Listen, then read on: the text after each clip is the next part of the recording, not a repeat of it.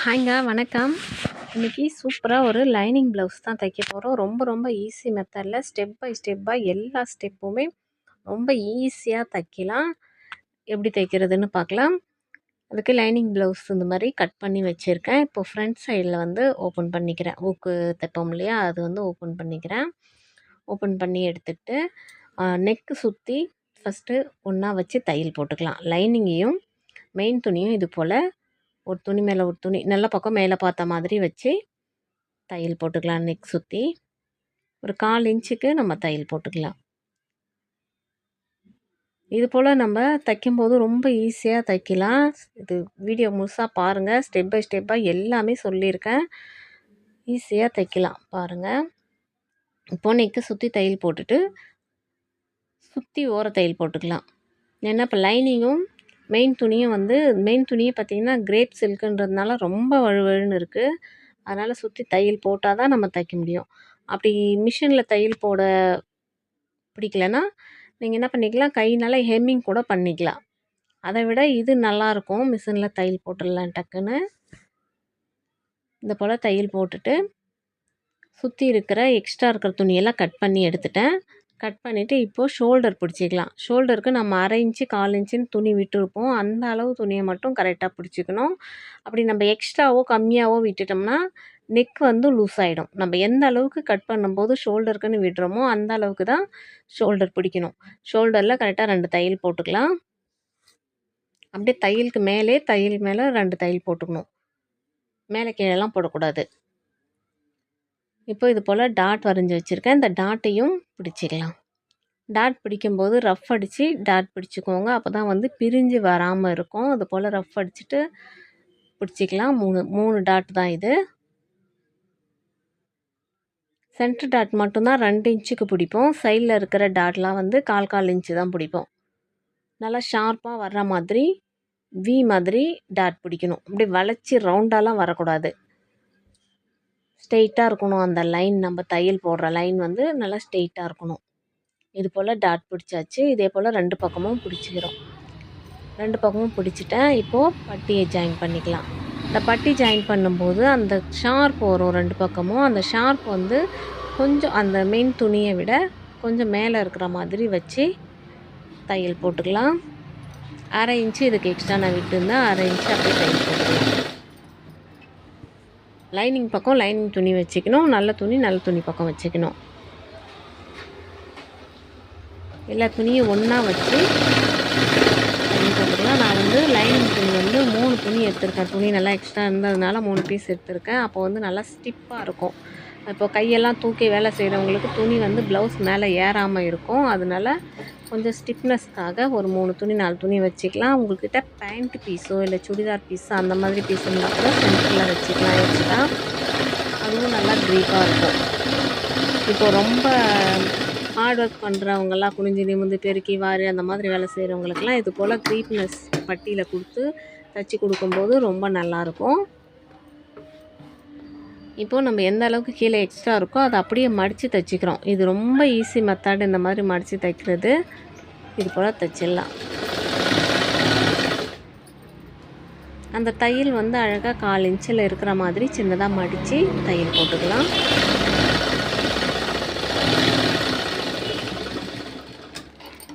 இதே போல் 2 பக்கமும் தைச்சிக்கலாம். இந்த எக்ஸ்ட்ரா இருக்கிற பிசுரை இது போல் கட் பண்ணிடலாம். நம்ம தைச்ச பிறகு கொஞ்சம் கொஞ்சம் பிசுறு அங்கே இங்கே வரதான் செய்யும். அதை வந்து பார்த்து லெவல் பண்ணி கட் பண்ணிவிட்டு அடுத்தடுத்து தைக்கணும். அப்போ தான் வந்து கரெக்டாக வரும். இப்போது இன்னொரு பட்டியும் தைக்கிறேன். இந்த பட்டி ஜாயின் பண்ணும்போது அந்த ஷார்ப் வந்து கொஞ்சம் மேலே இருக்கிற மாதிரி வச்சோம்னா நம்ம தைச்சிட்டு திருப்பும் போது கரெக்டாக திரும்பும். அதுக்காக தான் அந்த மாதிரி மேலே வைக்கிறோம். இதையும் தைச்சிட்டு படிமான தையல் போட்டுக்கிறேன். இந்த படிமான தையல் போடும்போது பட்டி துணியில் தான் போடணும். ப்ளவுஸ் துணியில் போடக்கூடாது. மேலே அந்த கப் துணியில் போடக்கூடாது. பட்டி துணியில் தான் படிமான தையல் போடணும். இதையும் எக்ஸ்ட்ரா இருக்கிறத கட் பண்ணிவிட்டு அப்படியே கீழே மடித்து தைச்சிக்கலாம். நம்ம அந்த பக்கம் எந்த அளவுக்கு மடித்து தைச்சோமோ அதே போல் இந்த பக்கமும் மடித்து தைச்சிக்கலாம். இப்போ தைச்சிட்டேன். இங்கே பாருங்கள், இந்த பிசுறு கொஞ்சம் லேசாக எக்ஸ்ட்ரா இருக்குது பாருங்கள். அதை வந்து கட் பண்ணிடலாம். இப்போ சமமாக இருக்குது பார்க்குறதுக்கு. இப்போ இதில் ஊக்பட்டி ஜாயின் பண்ணிக்கலாம். ஊக்பட்டி ஐப்பட்டி தைக்கும்போது எந்த பக்கம் எது இருக்குதுன்னு பார்த்து கரெக்டாக தைக்கணும். ஒரு சிலர் ப்ளவுஸில் ரைட் சைடில் ஊக்கு இருக்கும், ஒரு சிலர் ப்ளவுஸில் லெஃப்ட் சைடில் ஊக்கு இருக்கும். இதில் வந்து பார்த்திங்கன்னா லெஃப்ட் சைடில் தான் இருக்குது. லெஃப்ட் சைட்லேயே நம்ம வச்சுக்கணும். அது கண்டிப்பாக பார்த்து வைக்கணும். ஏன்னா அந்த கை வாட்டம்னு சொல்லுவாங்கள்ல, ஊக்கு போடுறதுக்கு ஒரு சிலருக்கு ஒவ்வொரு வாட்டம் இருக்கும். அது வந்து தப்பாக தைச்சிட்டோம்னா அது நம்மக்கிட்டே திருப்பி எடுத்துன்னு வந்து கொடுத்து மாற்றி தைச்சி கொடுக்க சொல்லுவாங்க. இது நமக்கு டபுள் வேலையாகிடும். அதை விட ஊக்பட்டி ஐப்பட்டி தைக்கும்போது ப்ளவுஸ் ஒரு முறை பார்த்துக்கிட்டு வச்சு தைக்கும்போது ஈஸியாக இருக்கும். அதே மாதிரி ஊக்பட்டி வந்து நல்ல பக்கம் வச்சு ராங் சைடில் திருப்பி அடிக்கணும். மேல் பக்கம் வச்சு கீழ்ப்பக்கம் மடித்து தைக்கணும். இது போல் வச்சு மடித்து ஃபுல் துணி உள்ளே போகிற மாதிரி தைச்சிக்கணும். ஊக்பட்டி வந்து 2 இன்ச்சு துணி தான், 2 இன்ச்சுக்கே கொஞ்சம் கம்மியாக தான் இருக்கும். அது வந்து ஃபுல் துணியும் உள்பக்கம் போகிற மாதிரி இது போல் மடித்து வச்சு மேலே தையல் போட்டுக்கலாம்.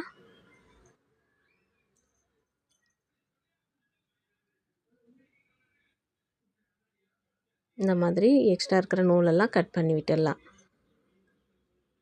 இப்போது ஐப்பட்டி தைச்சிக்கலாம். ஐப்பட்டி பீஸ் வந்து 3 இன்ச்சு இருக்கும். 3 இன்ச்சுக்கு கொஞ்சம் மேலே கீழே இருந்தாலும் பரவாயில்ல. இருக்கிற துணிக்கு தகுந்த மாதிரி கட் பண்ணி எடுத்துக்கலாம். இது வந்து ராங் சைடில் வச்சு தைக்கணும். ராங் சைடில் வச்சு 1/2 இன்ச்சுக்கு தையல் போட்டுக்கலாம்.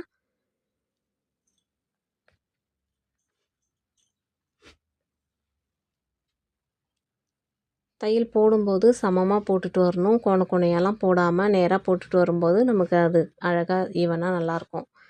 இது போல் தைச்சிட்டு இப்போ ஒரு ஃபோல்டு அந்த துணிக்குள்ளே ஒரு ஃபோல்டு பண்ணிவிட்டு மறுபடியும் நம்ம ஏற்கனவே தையல் போட்டிருக்கோம்ல, அந்த தையலுக்கு மேலே வச்சு ஒரு தையல் போட்டுக்கலாம்.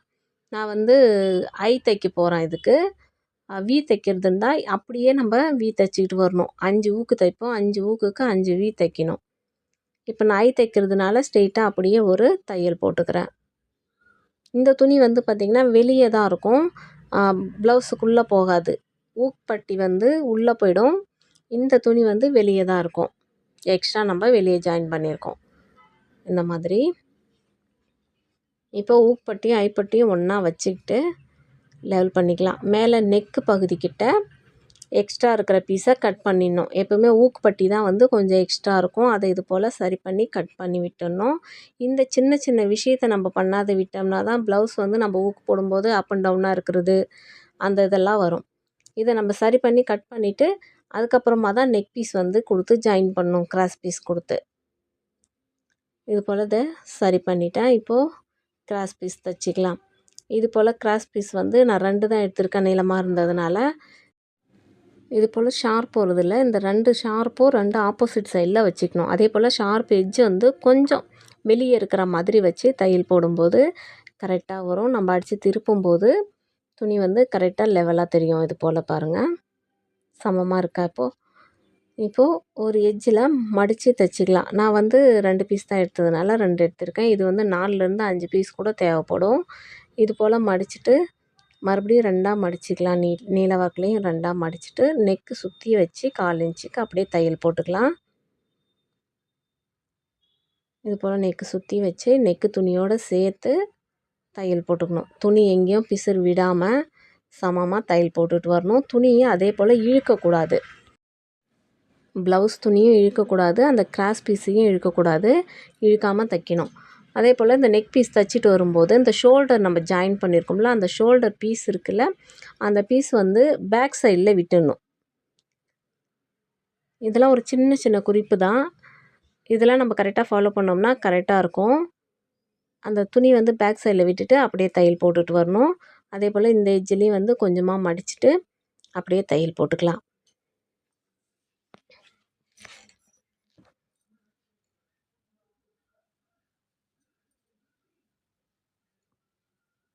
இது போல் தைச்சாச்சு. இப்போது இந்த பிசுறெல்லாம் பார்த்திங்கன்னா எக்ஸ்ட்ரா இருக்குல்ல, அதை வந்து அப்படியே கட் பண்ணி விட்டுடலாம்.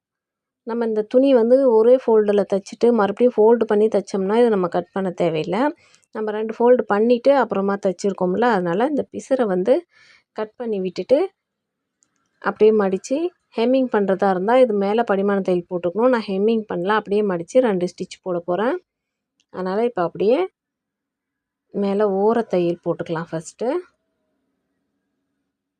இது போல் ஓரத்தில் தையல் போட்டுக்கலாம்.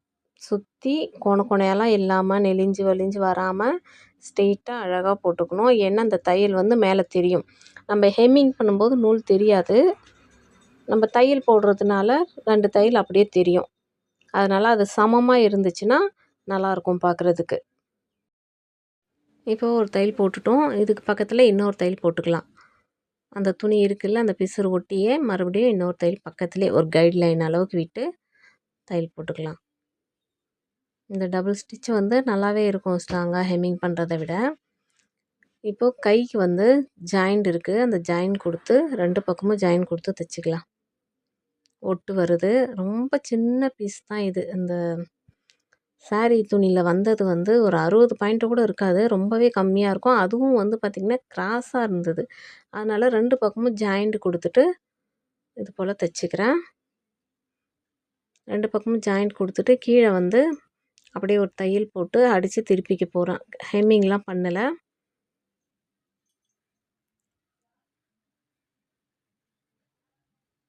கொஞ்சம் நல்லா துணியை ஸ்டிப்பாக நல்லா தேய்ச்சி விட்டுட்டு தைச்சிக்கலாம். ஏன்னா ரொம்ப வழுவழுன்னு இருக்குது இந்த துணி. நல்லா இது போல் தள்ளி விட்டுட்டு ஒரு படிமான தையல் வந்து போட்டுக்கலாம். கீழே ஓரத்தில் போட்டுக்கிறேன். ஒரு தையலை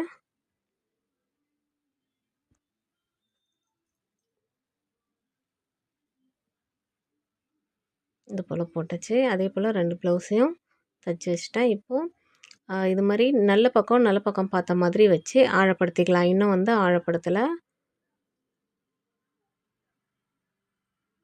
இது போல் ஆழப்படுத்திக்கிட்டு சுற்றி வந்து தையல் போட்டுடலாம். ஒரு தையல்.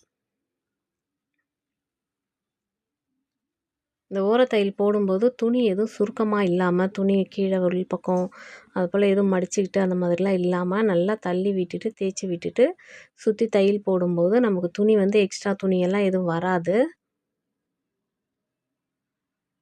இது போல் தைச்சாச்சு. இப்போது 2 பக்கமும் மடித்து விட்டுட்டு இந்த நம்ம எக்ஸ்ட்ரா தையலுக்காக 2 இன்ச்சு துணி விட்டுருப்போம்ல, அங்கே வந்து இது போல் சரி பண்ணிக்கணும். அப்படி நம்ம சரி பண்ணாத விட்டோம்னா தான் நம்ம கை ஏற்றும்போது மேலே கீழே அந்த லைன் வந்து ப்ளஸ் மாதிரி வராமல் மேலே கீழே வரும். இந்த இடத்துல கரெக்டாக கட் பண்ணிக்கணும். 2 துணி சேர்த்து சமமாக கட் பண்ணி விட்டுக்கணும்.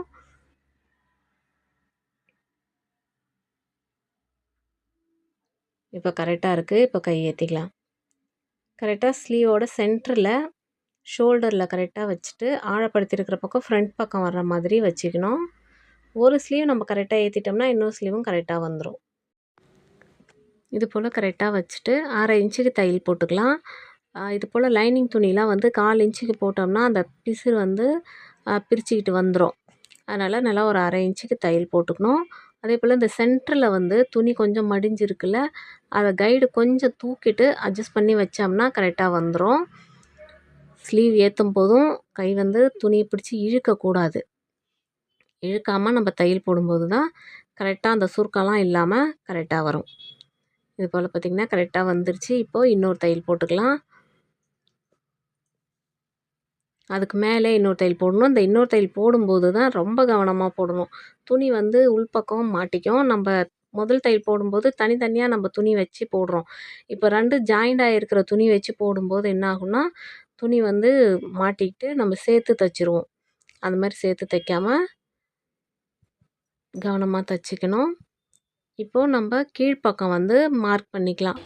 பேக்கில் வந்து முதுகு மடித்து தைப்போம்ல கீழே, அந்த அளவு ஃப்ரண்ட் அளவை வச்சு பட்டி ஜாயின் பண்ணியிருக்கோம்ல அந்த ஃப்ரண்ட் அளவை வச்சு ஒரு மார்க் பண்ணிக்கலாம். இதே போல் 2 பக்கமும் மார்க் பண்ணிக்கணும்.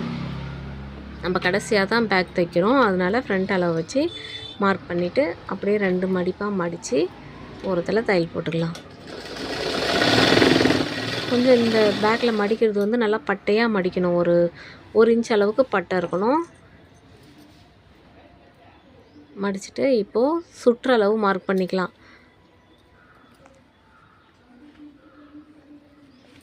நம்ம ஐ பகுதி இப்போது நான் மார்க் பண்ணுறேன். ஐ பகுதி பக்கம் ஐ பகுதியை வச்சு மார்க் பண்ணணும். மாற்றி மாற்றி மார்க் பண்ணக்கூடாது. ஊக் பகுதி ஐ பக்கமும் ஐ பகுதி ஊக் பக்கமும் வச்சு மார்க் பண்ணக்கூடாது. கீழே ஒரு அளவு மார்க் பண்ணிடுறோம் கரெக்டாக வச்சு. அதே போல் சென்டரில் ஒன்று ஆம்கோல்லேருந்து நெக்கு கிட்ட இது போல் நெக் வருதுல அந்த பகுதியிலேருந்து ஆம்கோல் பகுதிக்கிட்ட ஒரு மார்க் பண்ணிக்கலாம்.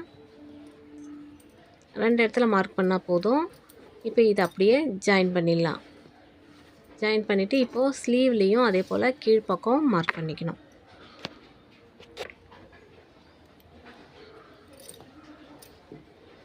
கீழே ஒரு இடத்துல மார்க் பண்ணால் போதும்.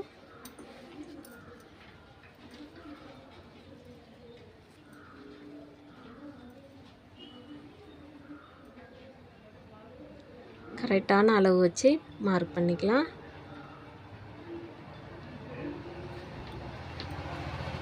இப்போ இதையும் அந்த ஹாம்கோல் கிட்ட ஒரு மார்க் பண்ணியிருக்கோம்ல ஏற்கனவே, அது கூட ஜாயின் பண்ணி விட்டுடலாம்.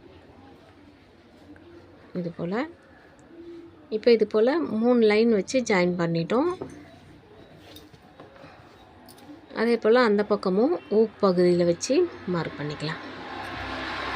கண்டிப்பாக 2 பக்கத்துக்கும் 2 பக்கம் தான் நம்ம மார்க் பண்ணணும். மாற்றி மாற்றி பண்ணிட்டோம்னா ஒரு பக்கம் சின்னதாகவும் ஒரு பக்கம் பெருசாகவும் இருக்கும். முக்கியமாக ஸ்லீவு கரெக்டாக வச்சு மார்க் பண்ணணும். ஸ்லீவ் தான் ஒருத்தருக்கு ஒரு சில கை பெருசாக இருக்கும், ஒரு கை சின்னதாக இருக்கும். அதனால் அந்தந்த அளவு வச்சு மார்க் பண்ணும்போது கரெக்டான அளவாக வரும். இப்போ இது போல் ஜாயின் பண்ணியாச்சு. இப்போ நம்ம போட்டிருக்கோம்ல அந்த லைனுக்கு மேலேயே தையல் போட்டுக்கலாம். பேக் துணி ஃப்ரண்ட் துணி 2ம் ஒன்றா வச்சு கீழேருந்து அப்படியே தையல் போட்டுட்டு வந்துடலாம். நல்லா தையல் ஸ்டார்ட் பண்ணும்போது ரஃப் அடித்து போடணும். அதே போல் இந்த கை ஜாயின் பண்ணியிருக்கோம்ல அங்கே பிசுறு இருக்குது பாருங்கள், ஹாம்கோல் சுற்றி அந்த பிசுறையும் கை பகுதியில் வச்சு தையல் போட்டுக்கணும். இப்போ ஒரு பக்கம் தையல் போட்டுட்டு இன்னொரு பக்கமும் ஒவ்வொரு தையல் போட்டுக்கலாம். ஃபஸ்ட்டு ஒவ்வொரு தையல் போட்டுட்டு இது போல் கை பகுதியில் அந்த பிசுறை வச்சுக்கணும்.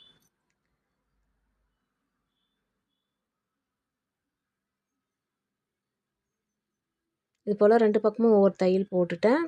இப்போது ஓவரால் சுற்றளவு வச்சு பார்த்துட்டு டாட் பிடிச்சிக்கலாம். சாரி, இந்த டாட் பிடிச்ச வீடியோ ஆன் பண்ண மறந்துட்டேன்.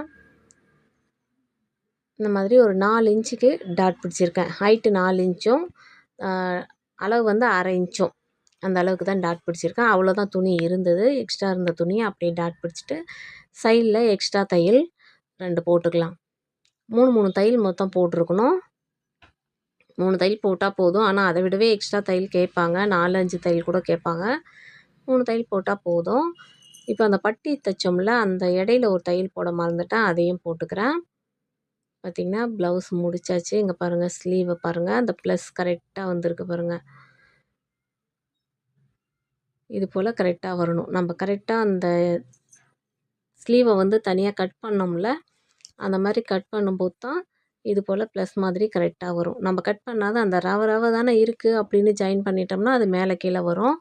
ஒரு பக்கம் அப்புறம் இழுக்கிற மாதிரி இருக்குதுன்னு சொல்லுவாங்க. இது போல் எக்ஸ்ட்ரா இருக்கிற நூலெல்லாம் கட் பண்ணிட்டோம்னா முடிஞ்சது. பார்த்திங்கன்னா சூப்பராக தைச்சிட்டோம். ரொம்ப ஈஸியாக இந்த கிரேப் சில்க் இதை கூட அழகாக தைக்கலாம். நீங்களும் ட்ரை பண்ணி பாருங்கள். ட்ரை பண்ணி பார்த்துட்டு எப்படி வந்ததுன்னு கமெண்ட் பண்ணுங்கள். தேங்க்யூ.